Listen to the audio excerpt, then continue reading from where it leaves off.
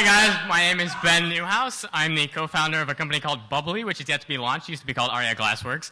You might have seen some of my past work at Yelp, where I built Yelp Monocle, which was the first augmented reality app to hit the US App Store.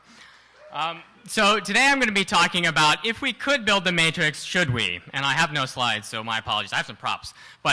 So the reason I brought this up is twofold. First, I think this is a legitimate question that we will face in our lifetimes, mark my words. And the second thing is I found humanities classes in college kind of boring, and so I think this might be a slightly more interesting thing to talk about, since it's not so archaic. So when I say the Matrix, what do I mean in reference to the movie? So I really think of three things.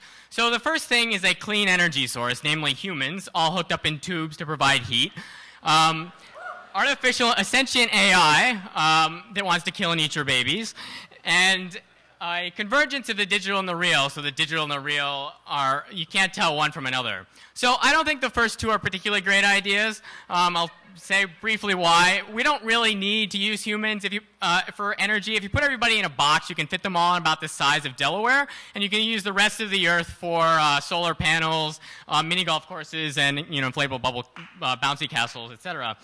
And the second thing, sentient AI that wants to kill and eat your babies, I think that's probably obvious why. I also don't think it's particularly likely, given where AI is at the moment and where it's headed. I think the greater problem to humanity is actually buggy software. But that's for a different topic. So the third part is this convergence of the digital and the real. And this is something I'm really excited about. So if you think about it, your eyes are just light sensors. So what does it matter that the light that goes into your eyes is reflected off of an object from the sun or comes from an LCD display? If you can make one mimic the other, then the virtual and the real become indistinguishable. So this is what my company is working about, but I'll go beyond that. So we could just go straight into the neural system. So there's currently research going on where researchers are putting camera chips in the back of people's eyes and connecting to the optical nerves. This allows blind people to see. Now, the resolution's pretty crappy, but it's technology, it will get better. So I thought before I came here, I went to the future, and I visited Apple, and I brought something back. So right here, you see, for the first time ever, is the Apple forehead dock. So I plug myself in here, and I can be inside the movie. So right now I'm curled up next to Angelina Jolie. Yeah, it's awesome. No, but really. So the Matrix, what can you do with it? So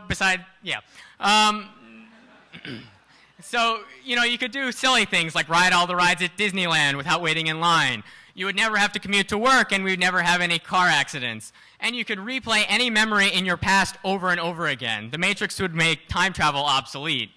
And so if you think about it, think about media. And what is media's purpose? Media's purpose is to transport you to another place. So from the beginning of time, you have stories, you have text and books, and that evolved to photographs and movies, and we're starting to see 3D movies as well. And everything is marching towards this goal of putting you somewhere else. So if you think about it, society's already decided that they want the Matrix. The question is, where do we stop?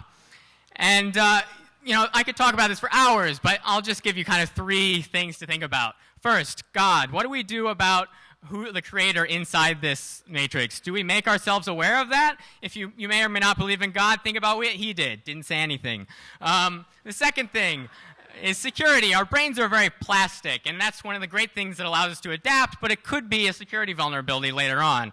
So there's been research where people have give people glasses that invert their vision, and they can't stand up straight. But after a couple of days, their brain rewires themselves so that they can see everything normally. So try to think of some bad consequences of that. And the final thing is just technology. How far into the nervous system do we go? Do we allow, if we're doing touch, do we allow things like pain, etc.? And so I've kind of answered the question with a bunch of other questions, which is kind of a jerky thing to do, and I apologize, but hopefully it'll stir up some conversation. But the thing to just remember is this is an entirely blank canvas. So we can really redefine anything, physics, whatever. So to reference another movie, we could take this top and get rid of friction and make it spin forever. But it doesn't, so I think we've got some work to do. Thanks.